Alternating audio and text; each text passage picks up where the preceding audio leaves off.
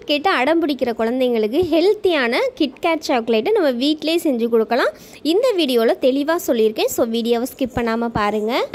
Friends and families, welcome to free baking class by Elfin. இன்னைக்கு என்ன recipe பார்க்க போகிறோம் அப்படின்னா கிட்கேட் தான் செய்ய போகிறோம். அதாவது கிட்கேட் சாக்லேட்டு எப்படி வீட்டிலே ஹெல்த்தியாக அதுவும் கோதுமை மாவு வச்சு சிம்பிளாக செய்யலான்னு சொல்லிட்டு இந்த வீடியோவில் தெளிவாக சொல்லியிருக்கேன். ஸோ வீடியோவை ஸ்கிப் பண்ணாமல் பாருங்கள். கிட்டத்தட்ட கிட்கேட் எப்படி இருக்குமோ அதே மாதிரி தான் இந்த ரெசிபியும் இருக்கும்.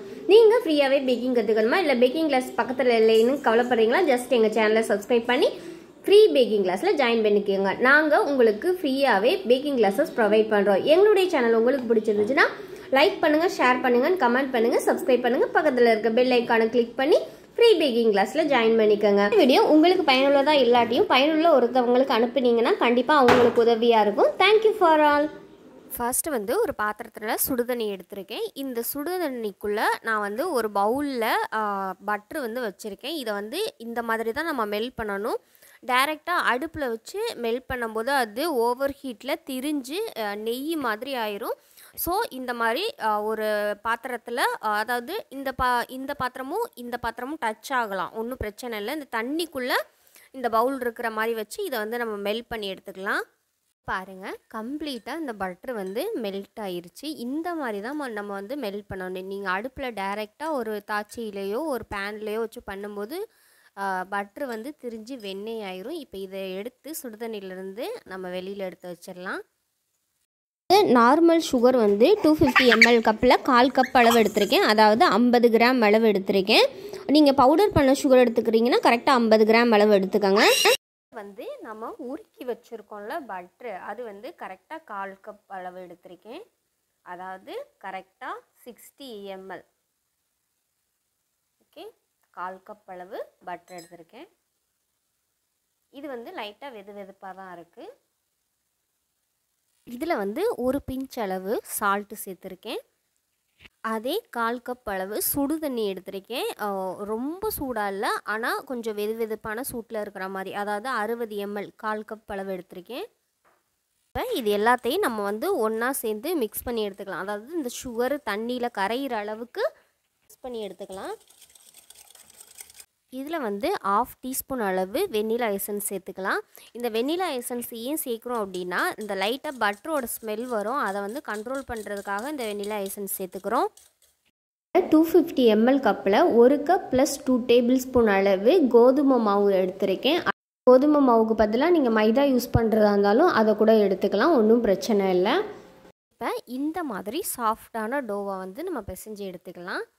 இப்போ ஒரு பட்டர் பேப்பர் நான் விரித்து எடுத்துக்கிறேன். இப்போ இந்த மாதிரி ஒரு பட்டர் பேப்பரை நான் விரித்து எடுத்துக்கிறேன். இதே மாதிரி இன்னொரு பட்டர் பேப்பரும் கட் பண்ணி வச்சுருக்கேன். இப்போ நம்ம ரெடி பண்ணி வச்சுருக்க டோ இருக்குல்ல, இதை லைட்டாக ஃப்ளாட் பண்ணிவிட்டு உருண்டையாக்கிட்டு நம்ம ரெடி பண்ணி வச்சுருக்க பட்டர் ஷீட்டில் வச்சிடலாம். வச்சுட்டு இன்னொரு பட்டர் ஷீட்டை இது மேலே வச்சிடலாம். வச்சுட்டு நம்ம சப்பாத்தி எப்படி ரோல் பண்ணுவோமோ அந்த மாதிரி ரோல் பண்ணி எடுத்துக்கலாம். கொஞ்சம் கஷ்டமாக தான் இருக்கும் ஃபஸ்ட் ரோல் பண்ணுறதுக்கு, அப்புறம் கரெக்டாக வந்துடும்.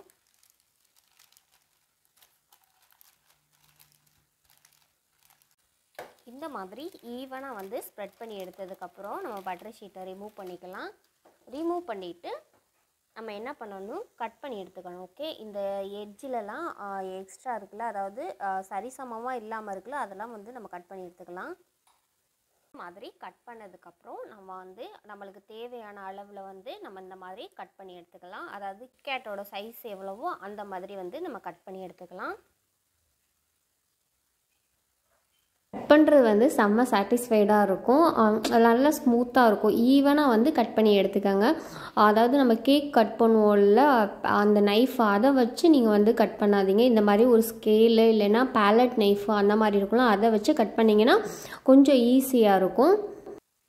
இந்த மாதிரி நீல வாக்கில் நான் கட் பண்ணியிருக்கேன். இப்போ சென்டரில் சரிசமமாக பிரிக்கிற அளவுக்கு நம்ம கட் பண்ணி எடுத்துக்கலாம்.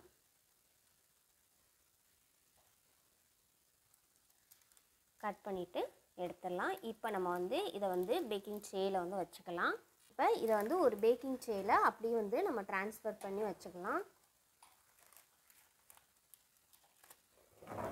இந்த மாதிரி வச்சு எடுத்தாச்சு. இப்போ இதை வந்து நம்ம பேக் பண்ணி எடுத்துக்கலாம். இப்போ நான் சென்டரில் வச்சுட்டேன். இப்போ நம்ம சும்மா இருக்குல்ல, இதை வந்து நம்ம என்ன ஷேப்பில் வேணாலும் பண்ணி எடுத்துக்கலாம். அதாவது எக்ஸ்ட்ரா கட் பண்ணி எடுத்தோம்ல, அதை வந்து நான் சும்மா குட்டி குட்டி பிஸ்கெட் மாதிரி கட் பண்ணி எடுத்துக்கிறேன். இருக்க மாவெல்லாம் நான் இந்த மாதிரி மறுபடியும் ஷீட்டில் வச்சு லைட்டாக தேய்ச்சிட்டு ஒரு குக்கீஸ் மாதிரி ரெடி பண்ணி எடுத்துக்கிறேன். அதாவது நாசில்ஸ் வச்சு கட் பண்ணி எடுத்துக்கிறேன். இந்த மாதிரி ரெடி பண்ணது எல்லாத்தையுமே நம்ம ஓடிஜியில் வச்சிடலாம். 15 நிமிஷத்துலேருந்து 20 நிமிஷத்துக்குள்ளே வச்சுக்கோங்க. Top and bottom rod on பண்ணிவிட்டு 180 டிகிரியில் பேக் பண்ணி எடுத்துக்கலாம். இதை வந்து நம்ம ஆற வச்சிடலாம். இப்போ கொஞ்சம் சாஃப்டாக இருக்க மாதிரி தான் இருக்கும். ஆனால் ஆறுனதுக்கப்புறம் நல்லா வந்து மொறு மொறுன்னு கிறிஸ்பி ஆயிரும். இது நல்லா ஆறட்டும். இப்போ ஒரு பாத்திரத்தில் சுடுதண்ணி எடுத்திருக்கேன். இதில் வந்து நான் டார்க் அமௌண்ட் சாக்லேட் இருக்குல்ல, அதை வந்து டபுள் பாயில் மெத்தடில் மெல்ட் பண்ணி எடுத்துக்கலாம். கரெக்டாக 1.5 கப் டார்க் சாக்லேட் எடுத்திருக்கேன். இந்த 1.5 கப் அளவு எடுக்கும்போது தான் நம்ம உள்ள ஃபில்லிங்ஸுக்கு வந்து 3/4 கப்பும் வெளியில் டிப்பிங்க்கு வந்து 3/4 கப் அளவும் பயன்படுத்தணும். ஸோ 1.5 கப் அளவு டார்க் சாக்லேட் எடுத்திருக்கேன். வந்து கட்டிகள் எதுவும் இல்லாத அளவுக்கு ஸ்மூத்தான ஒரு ஷைனியான லுக் வர்ற வரைக்கும் மெல்ட் பண்ணி எடுத்துக்கணும். கட்டிகள் எதுவும் இருக்கக்கூடாதா. இந்த மாதிரி மெல்ட் பண்ணதுக்கப்புறம் நம்ம மெல்ட் பண்ண சாக்லேட்டில் பாதி அளவு தனியாக எடுத்துக்கலாம். அதாவது 3/4 கப் அளவு வந்து தனியாக எடுத்துக்கலாம். எடுத்துட்டு மீதி இருக்கிறத அந்த சுடுதண்ணி பவுல்லே வச்சுருங்க. அப்போ தான் அது வந்து கட்டி இறுகாமல் மெல்ட் ஆனபடியே இருக்கும். இப்போ இந்த சாக்லேட்டில் 1 கப் அளவுக்கு 3 டீஸ்பூன் அளவு நார்மல் வாட்டரை சேர்த்து நல்லா மிக்ஸ் பண்ணிங்கன்னா அந்த சாக்லேட் வந்து நல்ல கெட்டியாயிரும். ஒரு திக்கான கன்சிஸ்டன்சியில் வரும். நல்லா ஞாபகம் வச்சுக்கோங்க. 3/4 கப் பாதி எடுத்துருக்கோம்ல, அந்த 3/4 கப்புக்கு 3 டீஸ்பூன் அளவு தண்ணி எடுத்துக்கணும். ஓகேவா? நல்லா மிக்ஸ் பண்ணும்போது இந்த மாதிரி ஒரு கெட்டியான பதத்தில் வரும். பாருங்கள் என்ன மாதிரி ஒரு திக்னஸில் இருக்குன்னு. இப்போ இதை தான் நம்ம வந்து ஃபில்லிங்ஸாக கொடுக்க போகிறோம். இந்த மாதிரி நல்லா ரெடி பண்ணிவிட்டு இதை ஒரு ஓரமாக வச்சிடலாம். இப்போ கிட்கேட்டோட ஸ்டிக்கு எல்லாமே நல்லாவே ஆறிடுச்சு, கம்ப்ளீட்டாக ஆறிடுச்சு. இது வந்து எவ்வளோ கிறிஸ்பியாக இருக்குன்னு பாருங்கள். இந்த அளவுக்கு நம்மளுக்கு கிறிஸ்பியாக இருக்கணும். வேகாத மாதிரி இருந்தால் சாப்பிடும்போது அந்த கிட்கேட்டோட ஃபீல் வராது. நம்ம இந்த மாதிரி ரெடி பண்ணி வச்சுருக்கோம்ல, இதில் வந்து ஒரு பீஸ் எடுத்துகிட்டு நம்ம வந்து வாட்ரு கலந்து மிக்ஸ் பண்ணி வச்சுருக்கோம்ல சாக்லேட், அதை வந்து இந்த மாதிரி அப்ளை பண்ணிக்கலாம்.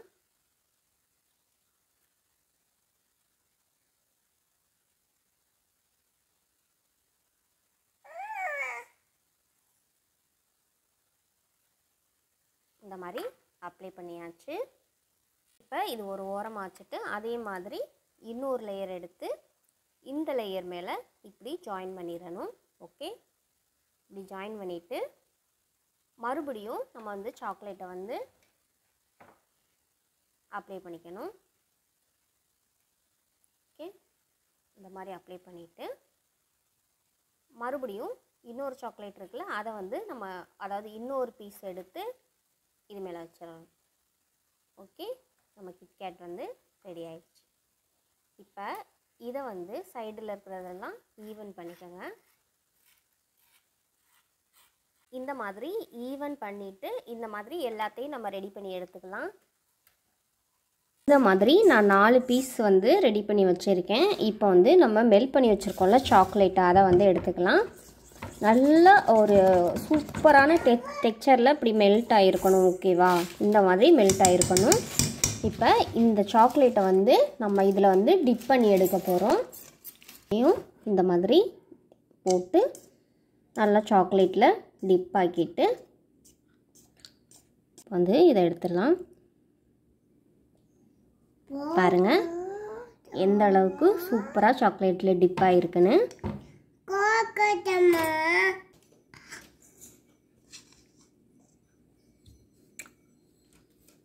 பாருங்க நம்ம சாக்லேட்டு எவ்வளோ சூப்பராக ரெடியாக இருக்குன்னு. இப்போ இதை வந்து ஃப்ரிட்ஜில் வச்சு எடுத்துக்கலாம். ஃப்ரிட்ஜில் 1/2 hour வச்சு நான் செட் பண்ணி எடுத்துட்டேன். பாருங்கள் எவ்வளோ அழகாக சாக்லேட் செட் ஆகி கிடச்சிருக்குன்னு. இப்போ நீங்கள் ஒரு ஃப்ரீசரில் வச்சிங்கன்னா ரொம்ப உடைக்க முடியாத அளவுக்கு கல் மாதிரி ஆயிரும். நார்மல் ஃப்ரிட்ஜிலே வச்சு எடுத்துக்காங்க. இப்போ இதை நான் வந்து உங்களுக்கு உடச்சி காட்டுறேன். பாருங்கள் எவ்வளோ அழகாக உடையுதுன்னு சொல்லிட்டு. இது வந்து நார்மல் ரூம் டெம்பரேச்சரில் 2 or 3 டேஸ் வச்சுக்கலாம். ஃப்ரிட்ஜில் வச்சு ஒரு 10 to 15 டேஸ் வரைக்கும் நம்ம யூஸ் பண்ணிக்கலாம். பாருங்கள் எவ்வளோ கிறிஸ்பியாக, எவ்வளோ லேயராக, எவ்வளோ ஹெல்த்தியான ஃபுட்டாக இருக்குன்னு. கிட்கேட் வந்து நம்ம வாங்கி கொடுக்குறத விட இந்த மாதிரி வீட்டிலே ஹெல்த்தியாக கோதுமை மாவு வச்சு பண்ணி கொடுக்கும்போது டேஸ்ட்டும் கிட்டத்தட்ட வந்து கிட்கேட் மாதிரியே தான் இருக்கும். ஸோ ட்ரை பண்ணி பார்த்துட்டு ஃபீட்பேக் சொல்லுங்கள். எங்களுடைய சேனல் உங்களுக்கு பிடிச்சிருந்துச்சுன்னா லைக் பண்ணுங்கள், ஷேர் பண்ணுங்கள், கமெண்ட் பண்ணுங்கள், சப்ஸ்கிரைப் பண்ணுங்கள்.